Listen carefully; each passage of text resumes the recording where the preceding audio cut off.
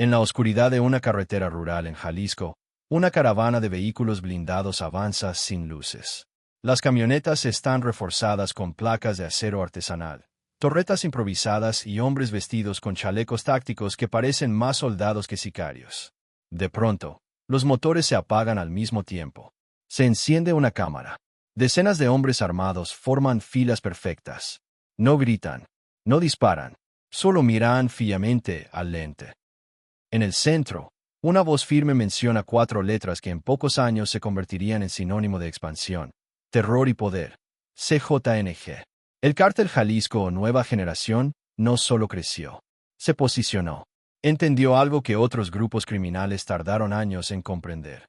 En la era digital, la violencia no solo se ejerce, se comunica.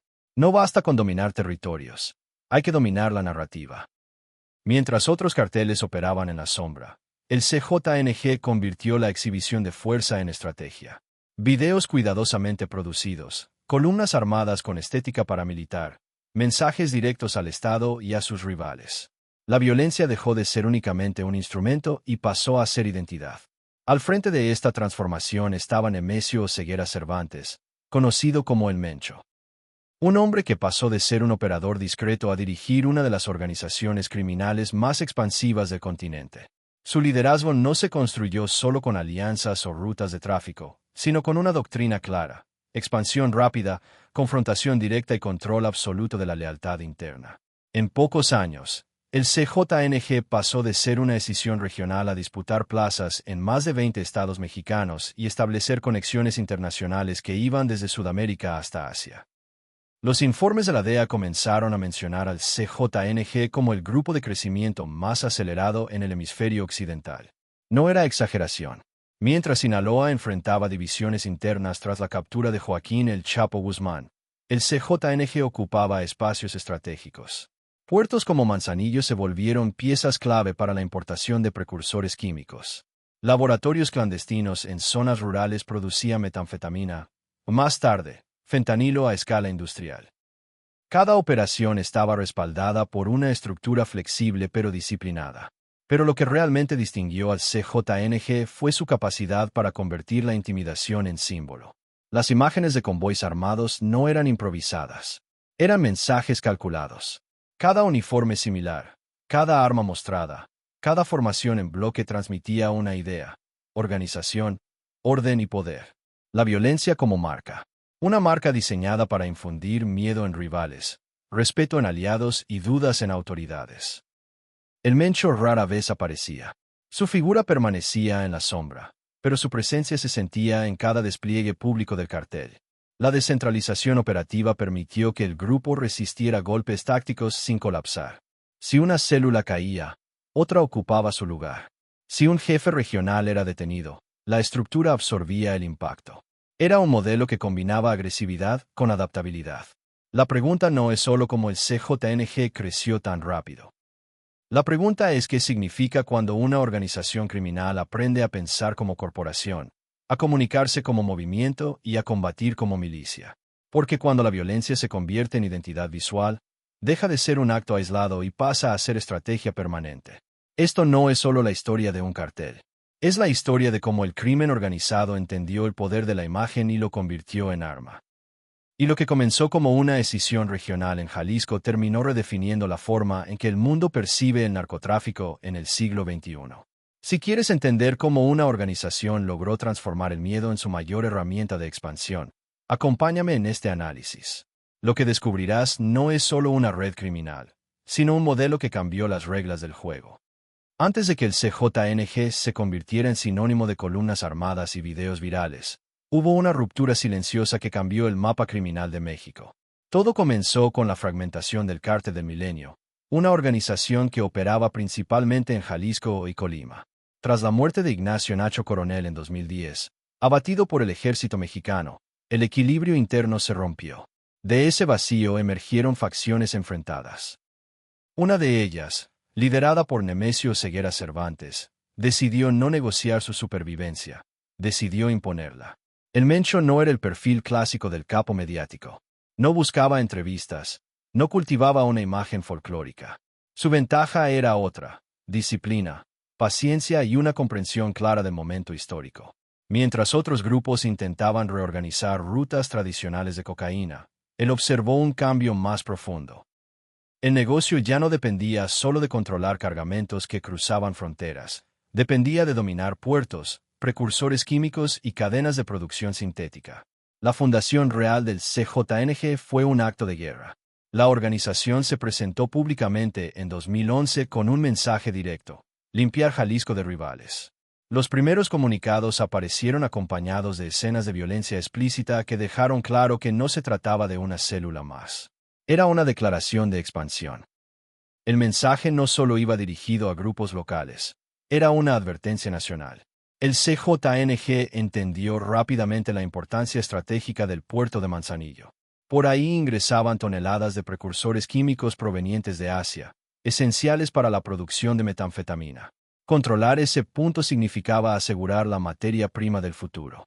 Mientras la cocaína dependía de cultivos sudamericanos, las drogas sintéticas ofrecían independencia, mayores márgenes y producción constante. Era un salto industrial.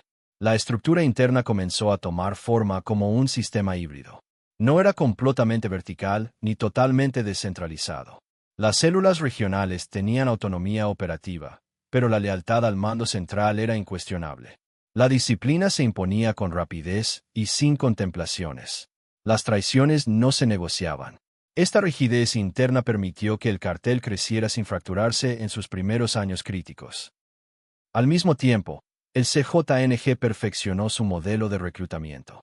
Jóvenes sin oportunidades, expolicías, exmilitares y operadores locales eran integrados bajo una narrativa clara: pertenecer a algo grande, poderoso y en expansión. No solo ofrecían dinero, ofrecían identidad. La estética táctica, los uniformes coordinados y el lenguaje militar creaban un sentido de pertenencia que iba más allá del simple crimen. En paralelo, la confrontación directa con fuerzas del Estado marcó una diferencia. El derribo de un helicóptero militar en 2015 fue un punto de inflexión. El mensaje era contundente: el CJNG no evitaría el enfrentamiento abierto. Ese acto no solo mostró capacidad armamentística, sino disposición estratégica para desafiar al gobierno en su propio terreno. Fue una señal interna de cohesión y externa de poder. Mientras tanto, en los informes de inteligencia de Estados Unidos, el nombre del CJNG comenzó a repetirse con mayor frecuencia. Las incautaciones de metanfetamina en la frontera sur crecían. Las investigaciones financieras detectaban flujos de dinero hacia empresas fachada en múltiples estados. La organización no solo vendía droga, construía infraestructura económica paralela. El Mencho mantenía un perfil invisible, pero su presencia se reflejaba en cada movimiento coordinado. La ausencia física reforzaba su mito. No necesitaba aparecer en videos, bastaba con que su organización lo hiciera por él. Esa combinación de invisibilidad estratégica y exhibición colectiva consolidó un modelo nuevo. Lo que estaba ocurriendo en Jalisco no era solo el nacimiento de otro cartel. Era el surgimiento de una organización que combinaba logística industrial, narrativa visual y agresividad táctica. Un grupo que aprendió de los errores de sus predecesores y decidió acelerar en lugar de ocultarse. Y apenas era el comienzo. Porque la verdadera transformación del CJNG no estaría solo en sus rutas o en sus armas, sino en la manera en que convertiría cada acto de violencia en un mensaje cuidadosamente diseñado. En el siguiente capítulo veremos cómo esa estrategia de comunicación transformó el miedo en su herramienta más poderosa, y cómo la violencia dejó de ser reacción para convertirse en marca. En una era donde cada teléfono es una cámara y cada video puede cruzar el mundo en minutos, el CJNG entendió algo que sus rivales subestimaron: la percepción es poder. La violencia ya no solo servía para eliminar enemigos o asegurar territorios. Servía para construir reputación. Y la reputación, en el ecosistema criminal, es una forma de blindaje. Los primeros videos del CJNG no eran improvisados. Mostraban filas perfectamente alineadas de hombres armados, todos vestidos con chalecos tácticos similares, cascos, insignias y armas de alto calibre. No gritaban desordenadamente. No parecían pandillas. Parecían una unidad militar. El encuadre era estable. El mensaje leído con firmeza. Aquello no era solo intimidación. Era posicionamiento estratégico. Mientras otros carteles difundían amenazas grabadas con prisa, El CJNG apostó por una estética coherente. Camionetas blindadas formando convoys, torretas montadas, banderas con las siglas del grupo ondeando en segundo plano. Cada elemento comunicaba organización, recursos y disciplina. La narrativa era clara. No somos una banda improvisada. Somos una fuerza estructurada. Esta construcción visual tenía múltiples objetivos. El primero, disuadir rivales. Si un grupo local veía esas imágenes antes de disputar una plaza, el mensaje era evidente. El costo sería alto. El segundo objetivo era atraer reclutas. Jóvenes que crecieron en contextos de precariedad veían en esas imágenes una estructura que ofrecía pertenencia, estatus y poder. La violencia se convertía en identidad aspiracional. El tercer objetivo era más complejo: enviar un mensaje al Estado. El CJNG no se escondía. Mostraba su capacidad operativa como una advertencia directa. Cuando en 2015 un helicóptero militar fue derribado en Jalisco, el hecho trascendió como símbolo. No era solo un ataque. Era una declaración de capacidad. Demostraba acceso a armamento avanzado y coordinación táctica suficiente para enfrentar fuerzas federales. Los informes de seguridad comenzaron a describir al CJNG como el grupo con mayor capacidad de fuego en el país. Pero la verdadera fortaleza no era solo el armamento. Era la combinación de logística, narrativa y expansión simultánea. Mientras proyectaban fuerza en videos, consolidaban rutas de metanfetamina y fentanilo hacia Estados Unidos. Laboratorios en zonas rurales operaban con una eficiencia casi industrial. Precursores químicos ingresaban por puertos estratégicos y se distribuían rápidamente hacia centros de producción. La violencia visible funcionaba como cortina y como propaganda. Mientras la atención pública se centraba en los despliegues armados, el engranaje financiero seguía creciendo. Empresas fachada, inversiones inmobiliarias y redes de lavado de dinero permitían absorber ganancias multimillonarias. La organización no solo expandía territorio, expandía capital. El Mencho permanecía en la sombra. Su ausencia física reforzaba el mito. No concedía entrevistas ni buscaba protagonismo mediático. Su estrategia era distinta a la de figuras anteriores del narcotráfico que cultivaron imagen pública. Aquí, la marca era colectiva. El rostro era el grupo, no el líder.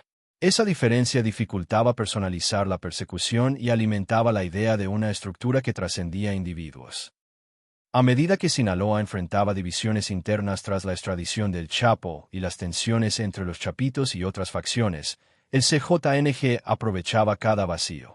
Disputaba plazas en Guanajuato, Michoacán, Veracruz y Zacatecas. La expansión no era caótica, seguía patrones. Primero desestabilizar, luego infiltrar, finalmente consolidar. La brutalidad se convirtió en mensaje recurrente. Enfrentamientos con fuerzas locales, ataques coordinados y demostraciones públicas de control territorial reforzaban la narrativa de inevitabilidad. Cuando una organización logra proyectar que su avance es imparable, muchos conflictos se resuelven antes de comenzar. Sin embargo, este modelo también generó consecuencias. La visibilidad atrajo presión internacional. Las agencias estadounidenses intensificaron investigaciones sobre tráfico de fentanilo, identificando al CJNG como uno de los principales actores en el suministro hacia el mercado norteamericano. Las recompensas por información sobre el Mencho aumentaron. Las operaciones conjuntas entre México y Estados Unidos se volvieron más frecuentes. Pero la estructura diseñada para resistir golpes individuales demostró adaptabilidad. Células regionales podían operar con relativa autonomía. Si una caía, otra absorbía funciones. La descentralización estratégica permitía que la organización continuara aún bajo presión constante. Lo que distingue al CJNG no es únicamente su violencia, sino la manera en que la integró dentro de una estrategia de comunicación y expansión económica. Transformó el miedo en herramienta de posicionamiento. Convertir la violencia en marca significó entender que el control territorial también es psicológico.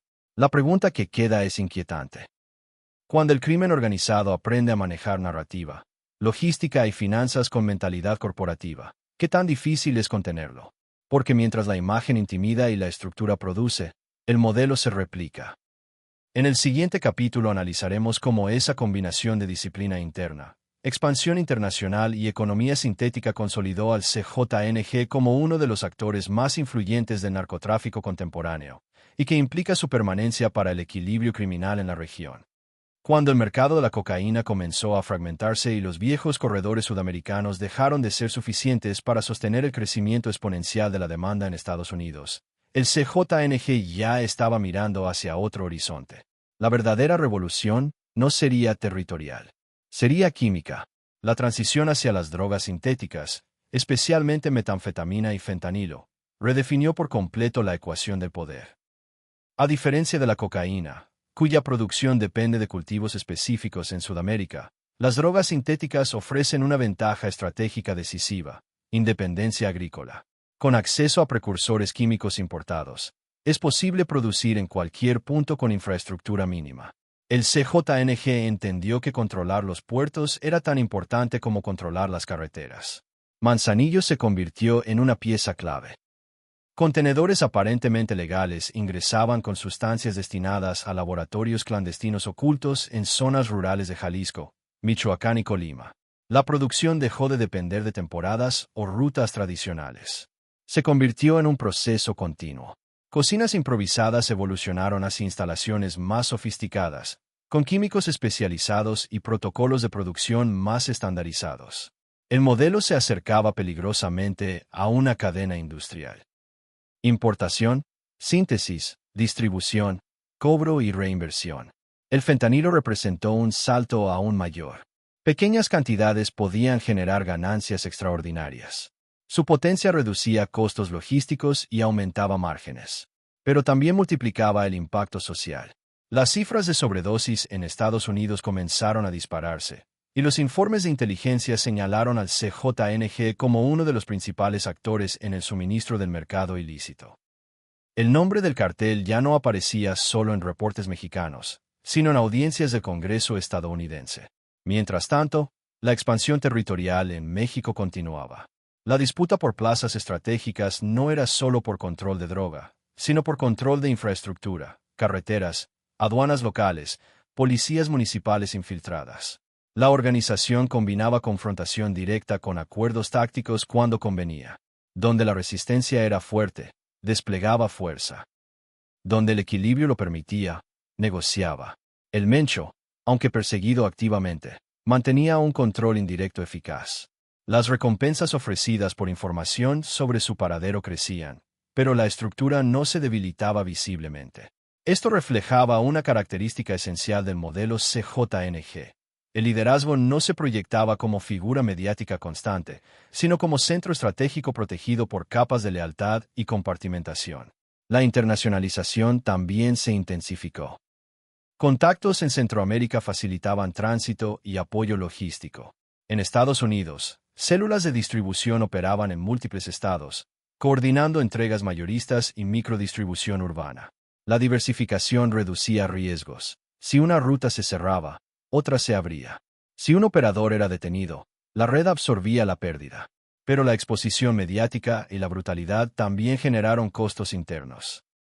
La presión combinada de fuerzas federales mexicanas, agencias estadounidenses y conflictos con otros grupos criminales elevó la intensidad de enfrentamientos. Estados como Guanajuato se convirtieron en escenarios de violencia persistente debido a la disputa con organizaciones locales. Cada avance implicaba desgaste. El modelo de marca, basado en exhibición de fuerza, continuaba funcionando como herramienta psicológica, pero también alimentaba la narrativa gubernamental de combate frontal. Las operaciones de capturas se multiplicaron. Congelamientos de cuentas, detenciones de operadores financieros y decomisos de laboratorios afectaban partes del engranaje. Sin embargo, el sistema demostraba resiliencia. Una de las claves de esa resistencia radica en la descentralización operativa. A diferencia de estructuras excesivamente centralizadas, el CJNG permitió que mandos regionales tuvieran margen de maniobra. Esa flexibilidad dificulta desmantelar la organización mediante la captura de un solo líder. Incluso si la figura del Mencho desapareciera, la red no necesariamente colapsaría de inmediato. El impacto del CJNG va más allá de sus territorios directos. Ha influido en la manera en que otros grupos entienden la comunicación estratégica y la diversificación de productos. La transición hacia drogas sintéticas y el uso sistemático de propaganda visual son tendencias que se expanden en el ecosistema criminal regional. El interrogante ahora es estructural. Cuando una organización criminal combina producción industrial, expansión multinodal y control narrativo, el desafío para los estados deja de ser meramente policial. Se convierte en una competencia por control territorial, financiero y psicológico. La historia del CJNG no es solo la de un grupo violento. Es la historia de cómo el narcotráfico entró en una fase corporativa, donde la eficiencia, la imagen y la adaptabilidad son tan importantes como el armamento. La violencia fue convertida en marca. La marca se convirtió en mecanismo de expansión. Y la expansión consolidó un modelo que aún está en desarrollo. Si esta estructura continúa adaptándose al ritmo del mercado global, el equilibrio criminal en América Latina seguirá transformándose. Porque cuando la logística es flexible y la narrativa es potente, la influencia puede sobrevivir incluso a la caída de sus líderes. Y aquí es donde la pregunta final toma fuerza. Si la violencia se profesionaliza y se comunica estratégicamente, ¿qué tan preparado está el sistema para responder a un modelo que aprende, evoluciona y se replica? Si quieres que analicemos el próximo actor clave del mapa criminal actual o profundicemos en la rivalidad con Sinaloa y el impacto del fentanilo en Estados Unidos, dime cuál dirección tomamos y continuamos. Si te gusta nuestro contenido, no olvides suscribirte a nuestro canal y dejar tu me gusta para seguir apoyándonos. Activa la campanita para no perderte ninguno de nuestros videos. Gracias por acompañarnos.